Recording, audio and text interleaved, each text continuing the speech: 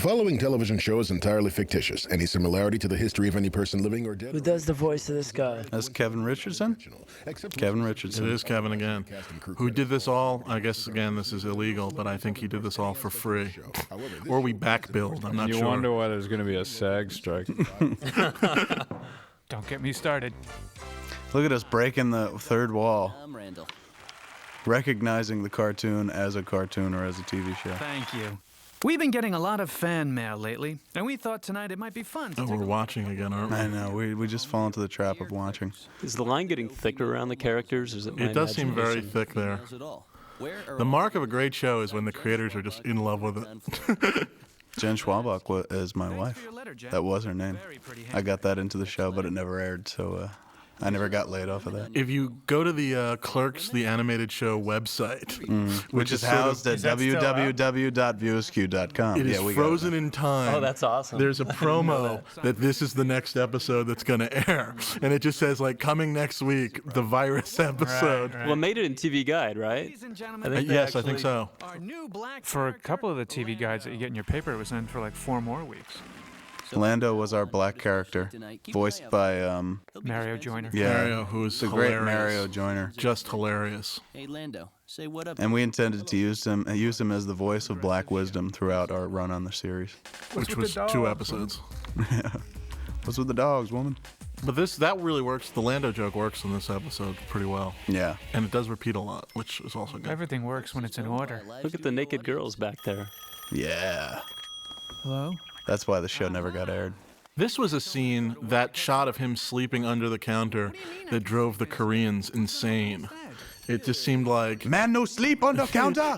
they just had no idea of what the joke was. And I remember it came back, and it looked like the counter was a room, so the counter was like 11 feet tall, and they just couldn't. Burritos come in this There were just certain things where they were just like, why? as they get here. Chris? Already dead. Yeah, you know, I actually don't remember that Oh, bit of controversy. We'll have to pick one that's more indelibly. They seemed. It was always funny. Like the big imprinted in things my that they mind. always had trouble with were things like the writing, where like if you were sending them a design where it said "quick stop," they could copy it, but they didn't know what a quick stop was or is. And so sometimes you would just like, they weren't copying it that well. And it was like, oh, it won't matter what letter we put here. And so you would just Yeah, get so at these, one point it was Quilk Stop, I yeah, believe. it's just like, oh, one letter's as good as another. Quilk Stop, Quick Stop, who care? Well, I think they're Your just, show never air. they're just getting hounded to make this stuff so quickly. Sometimes they send it out. We'd get shows back where the wrong characters would be speaking the lines, where they wouldn't be painted. I don't really think they think twice about it. The way the shows were done were there were different animation teams in Korea. Right. There was Team 1, Team 2, and then there was later, I guess, a third team.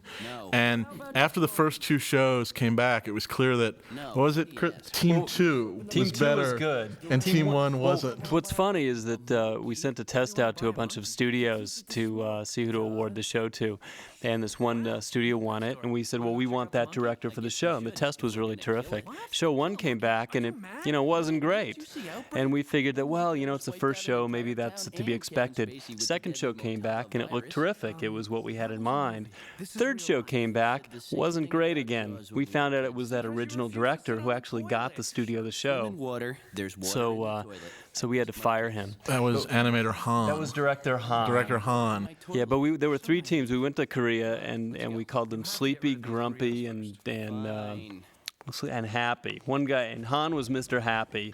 The other 2 guys, I'm not quite sure what their names were. When we fired Han, which was much disgrace to his Well, family. we fired him, but then when show 6 came back, there were a lot of Han-isms that were creeping back into the show. It turns out they didn't really fire him. They just put Sleepy and Grumpy, teamed him up with Han to help You the think show. I gone? I no leave. Now, You show not you, fire Chris me. Berry. I fire you. well, they were probably afraid he'd commit suicide. website or something. We're making a movie. Gilbert. But he had the Now, do last you know laugh. how many times, Dave, you Chris made Bailey, Steve- you fired! We see you episode ad twice. Now, watching this part, just the pain comes back of redoing the Patrick Swayze caricature until it didn't resemble Patrick Swayze at all. They drove us crazy with this. And we tried to get Patrick Swayze, who his lawyer said we just absolutely refuse to do something like this, and that he has no sense of humor about any of this. On the grounds, and also they didn't want to portray Patrick as working in a pet store because it would imply that his career had taken a turn for the worse. And we were like, and? Isn't that truthful? Masturbating. It was the one honest joke we had in the movie. There was a joke TV later show. at the end. Oh, by the way, we should just make Dan Etheridge. Dan Etheridge is Mr. Played Plug, Mr. Plug. who has an incredible scene coming up later where he is just wonderful, which we'll mention. But he really was great. But with Patrick Swayze, later there's a line at the end of the show when they leave, where he says goodbye and he's going off to make a movie, and then it's like, and then he says, "I'm not really in the movie," and they were just obsessed with like, he has to be in a movie. He can't not be working. This was legal, again, saying like he could sue if he's not in a movie. And I was like, but he's not in movies. Emergency coming through. Stand aside. What happened? That filthy monkey bit him. Get me a rag, a needle, and some fishing line. I'm going to have to field dress. That's a great read. Yeah, Etheridge isn't even a cartoon voice guy. I mean, none of us were, but Etheridge was yet another one of us that wasn't really a cartoon guy. He's a producer in real life. But the funniest thing was his story, which was was he at Yale Drama School or just regular Yale? Yeah, no, he was at Yale, but he was big into drama, and he would get the leads in the plays, and another guy named Ed Norton would be like Cop 2, and also Paul Giamatti as Yeah, well. and Giamatti was the other guy. was yeah. like Cop 3, and he'd he's be like, the I don't know lead. what happened. No. Now get out. Out. Because we tried to get Ed Norton as cop number 2 also, and just would not do it. Well, he insisted on directing. I want you to let this go. And making Dante a rabbi and Randal a priest. Which I was all for, but network wouldn't go for it. That was from Jaws. Hey again, Lando. Hey again, Randall. Discreto burritos. We never did that T-shirt. No, we never got to do many T-shirts at all. We had one T-shirt for the show that you made, didn't you, Dig? Yeah. And it had a picture of. Oh, we have to stop real quick. Good. This is real. Yeah. Because Dustin Hoffman had sued someone over some picture or something, this is real. It was originally we wanted just Dustin Hoffman because he was in the movie Outbreak, and then they wouldn't let us use his face, so we used Al Pacino. But that's a real reason why we sort of tried to cover it. But Wound up being funny. yeah, but it was good just joke. like the obsession with being sued was just amazing. How are you? Anyway, I think The one shirt that was ever made would basically said what Clerks the first 6, and had the Silent Bob picture up front, and on the back it said nothing can kill the grimace, which actually comes from the Comes in show. this episode. This, by the way, I thought was some of the best animation in the entire show, for whatever that's worth to you, Chris. No, I thought this was one of the best looking shows. They finally started hitting their stride. Once we fired and disgraced Well, Alan animator Bodner- Han. Well, Alan Bodner, who was the art director, he went with me to Korea. Yes, and, but it was also the ritualistic rape of animator Han's family that put them in line. I remember he wrote us a letter saying how Well- dishonorable that was. Well, examples are important to set. The foot binding also. James Woods, huh? James Woods, we got some more talent on the picture. CIA operatives pretending That was excellent. The head of casting, what was his name? Jamie. Jamie, yeah. I guess knew James, Mr. Woods, from some of his other animation work. Which we And- can say. I mean, he was the Yeah. voice of Hades. Hades, where he on was the incredible. Disney in the movie, and also on the TV show, the Hercules TV show they did. And he convinced him to come in because of that. And he was so wonderful and Kevin, you really gave him the best note, which you sort of just said to him, be James Woods. Because originally he was being more sort of slower and military-like. Oh, real quick note here on these robot lines. When Dan was recording these, every time he would do the robot lines, he would touch his chest as if he were opening an actual... He did act out the part. Yeah, he would always do that. He would touch a robot expression, and he would touch his chest, and it was a very nice little moment, a real acting moment. The Two Giggling Girls was the first appearance, and it was a running joke as well. Which, of course, didn't work because they aired the second appearance of the Giggling Girls first. Yeah, the Giggling Girls saw the air, didn't they? They did in the courtroom in episode 4. Yeah. A year ago? And the one Giggling Girl was the voice of Batgirl, wasn't she? Yes, Tara something. And this was April, who was wonderful. April was great. April does a lot of women's voices throughout our shows. She really made us laugh. And Tova Hernandez Carlson was your joke, which was great. We go now to City Hall. Ladies and gentlemen, the mayor. Good afternoon. I'm sorry I was... This is Al Franken, by the way. SNL original writer. Original on writer. SNL. And actually the person who got me hired at Saturday Night Live originally, I guess my mentor, for lack of a better word. And he wrote Rush Limbaugh's A Big Fat Idiot. Which is excellent. So there you go, Al. Thank you. When he did this thing, the first time he did it, he was sort of, I don't know, he was doing a voice and it was funny and stuff. And I think I said to him, do it a little more like his Al D'Amato impression. And I think Al's, even though D'Amato is Italian, Al sort of, I sort of was like, do it more sort of annoying and whatnot. And I think Al's response was, okay, so Jew it up. And he sort of did it, that kind of, hi there, we're sorry. But anyway, I was going to say, we really like, we were sort of, when we were talking about the mayor. So let's see, we've offended Koreans and Jews. Well, we already offended the Jews, so. And maybe Al didn't exactly say that. Maybe I mumbled it, but I don't know. Al is calling his lawyer as we speak. I want you to choose a suitable picture for my obituary. How about this one? No. Now we've offended gays. Oh, and real quick, just we can, because this is a commentary and we're filling time, but the tall man in those two pictures is a writer named Ian Maxstone Graham, who's a writer, you see his name on The Simpsons and on Old Saturday Night Live. And Ian actually, he's a friend of mine, and one day a book came out on Studio 54, and in the book is a picture of like Andy Warhol, like standing on the balcony, and Ian is standing holding a drink like near him, which just fascinated me. So when we were doing this joke, it was always add a tall guy to it, which is sort of a joke for three, which is really the best kind of joke in the world.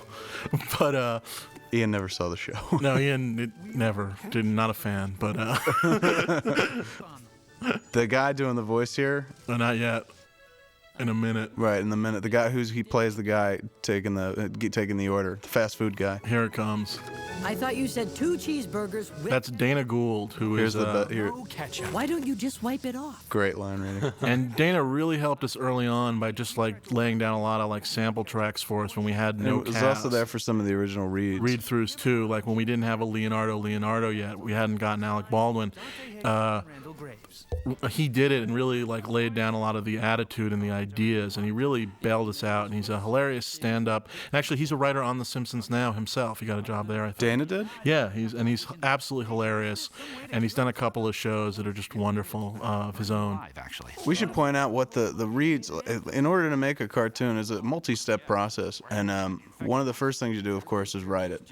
And then when you got a script all together, you sit down. Well, I don't know if it's normal, just but real quick, just before we even do that, the way we would sort of work is Kevin and I sort of just like would split up the scripts usually, like almost sometimes like half and half, and then basically just take turns rewriting basically and just getting it to where we liked the script. And at that point, then it went forward from there. And we would also do these things where we'd write the script and then we'd have like a round table where we'd kind of sit in the room and punch up with Steve Lookner and Brian Kelly. Kelly.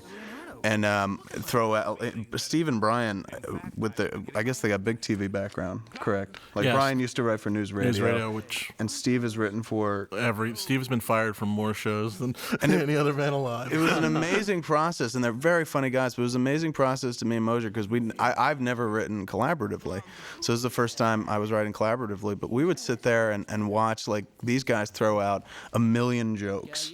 and one joke would make the script, and it was just like, how does somebody live like that? But I mean, they're just used to it. But it's great because it's like you're not expected to, like, if you throw out the first joke and it stinks, no one cares, and just it puts some of the better thing. I mean, it was out of one of those sessions that we originally, with the whole mayor and the police chief, which is coming up, we were sort of trying to figure out how can you do a mayor at this point when the Simpsons have Mayor Quimby and South Park has a female mayor, and we just didn't know really what to do because it just seemed like all the types are taken. Right. And I think it came out of, I think it may have even been from Steve Luckner, actually, just this crazy idea of Mayor McCheese, and we sort of landed on this idea of that our mayor would always be in costume. This first episode, it would be these McDonald's costumes, and then later on, he would always have the excuse of whatever happened, he had just been going to or coming from a costume and he party. Had to rush to the press and he conference. Rushed to the press conference, and he couldn't get that out of his costume. The zipper was jammed. And that was going to be a running joke. And from that came Big Mac, who comes later on. Coming up. And then in the Big Mac joke, that joke got longer and longer just by everyone sitting around and throwing out like joke after Hamburglar, joke. because once you have Big Mac, right, you just got to keep going. Which is responsible for that great line coming up about nothing could kill the grimace. And we had to go to the McDonald's people and convince them, which actually was probably a pretty big to-do. I mean, they really did look at this, and they went with it, which I give them a tremendous amount of credit for. And they hooked us up with character designs of like what their characters looked like. But at first there was that step where they were like, well, you can't say nothing can kill the grimace. Right. But we made the argument of like, but we're saying the grimace is so powerful that so nothing strong. can kill the grimace. The joke works in McDonald's favor. You just have that much power. Your characters are that powerful. And they're like, yeah, all right, run with it. White Lando. Where does one meet the McDonald's people? That's a good question. You only talk to them on the phone. Here it is. It's a little box like in Charlie's Angels. By the way, doing the voice here and doing voices all throughout the show is Mike McShane. Who you would recognize as Friar Tuck in Robin Hood, Prince of Thieves. But actually, you've seen him on... He did a Seinfeld... The way I met him was he did a Seinfeld episode. In the Backwards episode, he played FDR, Franklin Delano Romanowski. And he was just hilarious. And He also always... was on Brotherly Love, that show. Was he? Yeah, he was the mechanic, the big mechanic guy. And he was also in Office Space as well. He plays the hypnotist. in Yes, Office who Space. dies, who has the heart attack. Yeah. And he's absolutely hilarious. And Great guy and a great voice artist. I think he missed like the final episode because he was doing a play in England. But his voices are all throughout the episode. I think he has scenes with himself in a certain point where he's doing 2 or 3 voices, and he was just wonderful. Kid in the Helmet was Kid in another the running Helmet gag. gets another mention. This is my Thank you. favorite action sequence in anything I've ever been involved with. And again, Doesn't say much because we never really have action. the music sequences in the this music stuff. is just incredible. Going back to Jim Venable, because he really kept things moving and sort of those weird instrumentations I like and this, real the action smile. movie. I just can't stay mad at that monkey. So the steps of making a cartoon after it's written, we would sit down and do a read, like essentially with an audience. We'd have people in the audience. Chiefly, it was the network execs who were reading or listening to the read, but we were able to bring in other people and stuff, friends who we knew would laugh at the stuff.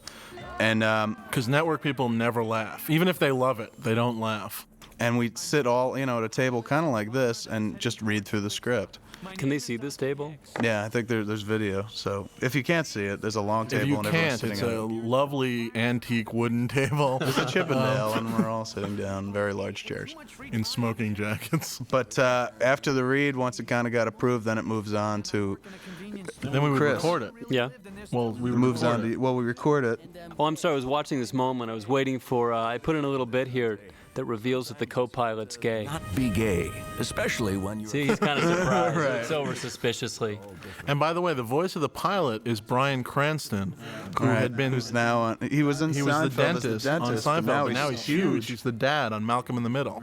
Right. And he would tell us about that show, and we were like, yeah, whatever, right. Malcolm in the Middle. See ya. Malcolm will be canceled, we'd Yeah, say. we'll see you when we're on our 3rd season. We'll see you, sucker. Okay, but back to making the show. You wrote the scripts. So after we write and after we sat down and do the reading, and then we do the record, then stuff Well, goes from the to you. record, Right, then we cut would a tape. We would tape everything, and then we would edit the tape so that there was a voice track, basically. And it was all the performances edited together. And then basically, Chris? And then what happens is I would sit down with the storyboard artist, and we would go over each line reading and talk about the staging, where the camera would be placed, and how they would draw the performances of characters. And they literally draw the entire movie out like a giant comic book or comic strip. Gosh, I don't know, something probably like 600 drawings, 700 drawings per show. Some longer, especially the more action, the more they move, the longer they were. Right, and then once that's complete, then we'd get together with Kevin and Dave again and just review it and maybe decide on another camera and Mosier and go over camera angles and review new sets and character designs. And every character and every prop has to be designed because it's an animated show. Yeah, we always show. got these huge packets of drawings. And you would get like 100. Like a yeah, cup. you get 100 Patrick Swayzes and 100 suitcases also. Mm. And then 100 notes on the 100 notes. suitcases. We were very hands-on. It's like, this horse is great, but is it in the Clerks style? I don't know. Playing that song? Trying to get a song from the Dirty Dancing. We couldn't get. Originally we wanted Patrick Swayze. On one point we wanted She's Like the Wind, and for this, the closing we wanted time. I've had the time. But of my since life. Patrick didn't like the idea of us doing this, the Dirty Dancing people I love this said title no. card. The title cards always look incredible for The Science Says. So this one only makes sense if you had seen them all, but this one never aired anyway. And this is your big Godfather homage. Yes, which I was very happy about. It's NBA All-Star This is the Santino beating up Carlo, which is my favorite scene. After he's beaten up Connie and Santino gets angry. If you pop this onto another TV or if you pop in this and The Godfather and go frame by frame, it's almost exact. It's almost exact. Even with the fake punch that the punch that Charles misses. Barkley. Exactly. It's a very specific blooper in The Godfather. We captured it exactly. And then I guess that's the last Science Says tag of those. Yeah, that was it. We only did those 3.